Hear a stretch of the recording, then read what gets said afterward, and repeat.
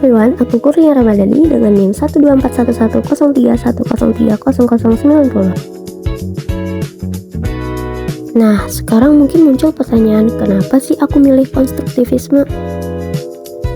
Waktu pertama belajar HI, aku sadar kalau setiap teori itu punya fokus yang beda-beda.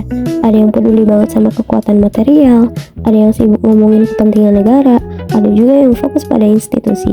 Tapi buat aku pribadi, HI itu nggak bisa dijelasin cuma pakai hal-hal material aja.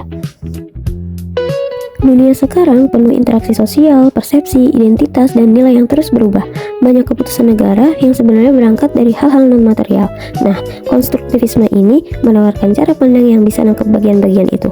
Menurut konstruktivisme, dunia internasional itu dibentuk manusia lewat proses sosial. Jadi, apa yang dianggap penting oleh negara itu sebenarnya hasil dari interaksi dan pengalaman mereka. Yang bikin aku cocok sama teori ini adalah sifatnya yang fleksibel.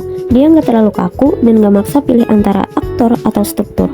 Dua-duanya dianggap saling membentuk. Immanuel Adler bahkan bilang konstruktivisme ada di wilayah tengah karena bisa gabungin penjelasan empiris dengan makna sosial. Intinya, teori ini manusiawi banget buat memahami dunia internasional.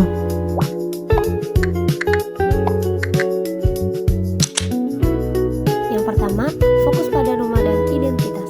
Konstruktivisme gak cuma lihat negara sebagai aktor rasional yang mengejar materi, tapi juga memperhatikan apa yang mereka anggap pantas dan benar. Roosevelt bilang, struktur internasional itu dibangun dari norma sosial, bukan cuma kekuatan. Jadi, teori ini bisa jelasin hal-hal yang teori lain kadang gak bisa. Kedua, bisa jelasin gimana norma dan identitas terbentuk. Nicholas Olmos jelasin bahwa dunia sosial dibentuk dari tindakan, aturan, dan bahasa yang dipakai aktor. Dari sini kita bisa paham kenapa identitas negara bisa berubah atau kenapa suatu nilai akhirnya diterima secara global. Ini sesuatu yang sering banget kejadian di politik internasional. Yang ketiga, relasi aktor struktur yang dinamis. Di konstruktivisme, struktur bisa mempengaruhi aktor dan aktor bisa balik mempengaruhi struktur. Hubungannya dua arah. Karena itu, teori ini enak banget dipakai buat melihat perubahan jangka panjang di level internasional. Yang keempat, perhatian pada konteks sejarah dan budaya. Teori ini gak cuma berhenti di data material. Dia benar-benar lihat konteks, pengalaman negara, budaya mereka, dan proses sejarah yang mereka lalui. Makanya, dua negara yang kondisinya mirip belum tentu ambil keputusan yang sama. Cara mereka memaknai dunia bisa benar-benar beda. Yang kelima, mampu memahami perubahan besar di politik global. Identitas dan norma itu bisa berubah dari waktu ke waktu. Jadi, kalau ada transformasi besar, misalnya perubahan kebijakan luar negeri atau perubahan aliansi, konstruktivisme bisa jelasin dari sisi perubahan cara berpikir para aktornya. Yang keenam, ngasih ruang buat aktor selain negara. Konstruktivisme mengakui bahwa ide dan identitas bisa muncul dari banyak aktor, organisasi internasional, kelompok masyarakat, bahkan individu tertentu. Ini bikin analisis hubungan internasional lebih lengkap dan gak sempit. Dan yang terakhir yaitu pendekatannya lebih dalam. Teori ini gak cuma jelasin apa yang terjadi, tapi juga kenapa itu terjadi.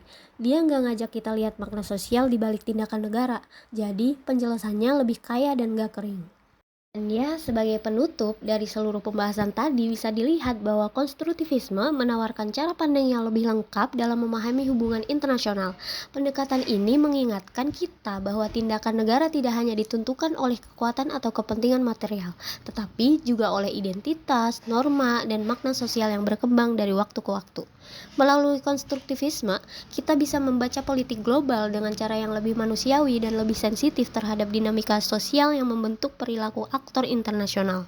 Harapannya, penjelasan ini bukan hanya membantu memenuhi tugas UTS, tetapi juga memberi sudut pandang baru tentang bagaimana teori bekerja dan